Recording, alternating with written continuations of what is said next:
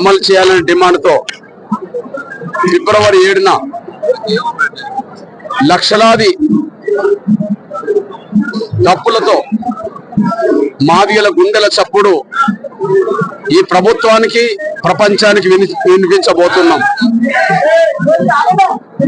SC రిజర్వేషన్ల వర్గీకరణకు రేవంత్ రెడ్డి గారి సర్కార్ కట్టుబడి ఉండదలుచుకుంటే ఫిబ్రవరి 7 లోపే వర్గీకరణ విషయంలో నిర్దిష్టమైన నిర్ణయం తీసుకోవాలి.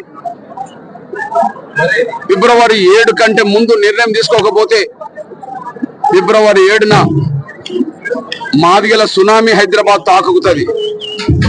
ఆ సునామీలో ఎవరు కొట్టుకెళ్తారో కొట్టుకెళ్ళక తప్పదనే విషయం కాంగ్రెస్ ప్రభుత్వానికి గుర్తు చేస్తున్నా, హెచ్చరిస్తున్నా.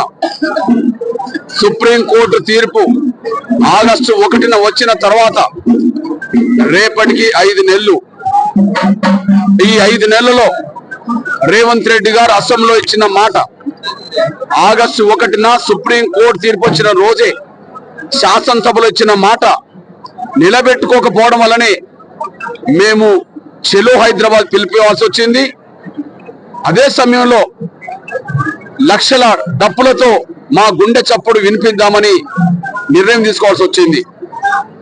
రేవంత్ రెడ్డి గారు అసెంబ్లీలో ఇచ్చిన మాట కట్టుబడి ఉంటే రేపు ఫిబ్రవరి 7న మా లక్షల డప్పుల గుండె చప్పుడు జరిగే అవసరం ఉండేది కాదు. తను భారతదేశంలోనే అందరికంటే ముందు ఎస్సీ వర్గీకరణ అమలు చేస్తామని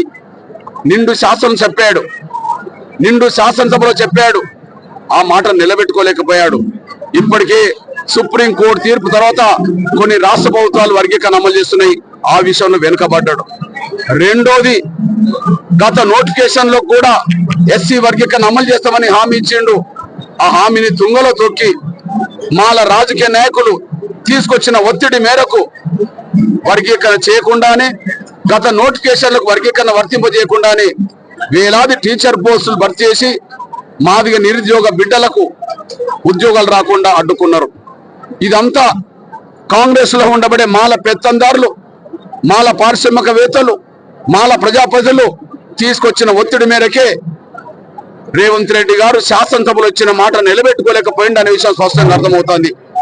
ఈ నేపథ్యంలో మేము గుర్తు చేస్తున్నాం, షెడ్యూల్ కులాల వర్గీకరణకు ఇంకా అడ్డు తగిలి మాలలో ఉండబడే స్వార్థపరులకు భవిష్యత్తులో రాజకీయంగా పుట్టగతులు లేకుండా చేస్తాం. వాళ్ళ మాటకు విలువనిచ్చి వాళ్ళ ఒత్తిడికి తొలగి వర్గీకరణ జరగకపోతే, వర్గీకరణ చేయకపోతే రేవంత్ రెడ్డి గారి సర్కార్ కూడా కుప్పగూలిపోతుంది అనే విషయం ముందుగానే హెచ్చరిస్తున్నాం. ఏది కావాలో తెలుసుకోవాలి.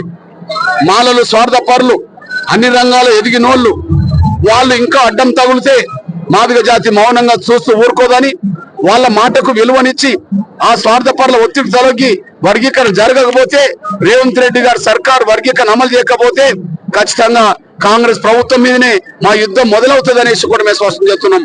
ఏది కావాలో తెలుసుకోవాలి. 7 కంటే ముందు మేము శాంతియుతంగా ప్రదర్శనకు వెళ్ళబోతున్నాం.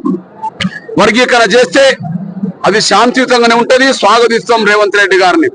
కానీ వర్గీకరణ చేయకుండా వాళ్ళ ఒత్తిడి తొలగితే ఖచ్చితంగా ఆ డప్పులే మా ఆగ్రహాన్ని తెలియజేస్తాయనేసి కూడా మేము స్పష్టం చేస్తూ, ప్రతి ఇంటి నుంచి ఒకరు డప్పేసుకొని మాదిగ బిడ్డల భవిష్యత్తు కోసం, వర్గీకరణ అమలు చేయడం కోసం ఇంటికి ఒక డప్పేసుకొని, సంకన డప్పేసుకొని హైదరాబాద్ నగరానికి ఒక సునామీలాగా మాదిగలు తరలి రావాలని వర్గీకరణ సమర్థించే అన్ని వర్గాల ప్రజలు, ప్రజాస్వామికవాదులు కూడా ఫిబ్రవరి 7న జరగబో లక్ష డప్పుల గుండె చప్పులనే కార్యక్రమంలో వేలాది గొంతుల మాదిగ ఉద్యమకారుల, కళాకారుల పాటలతో జరగబోయే ఒక సాంస్కృతిక కార్యక్రమాన్ని అందరూ జయప్రదం చేయాల్సిందిగా నేను విజ్ఞప్తి చేస్తున్నా, పిలుపునిస్తున్నా.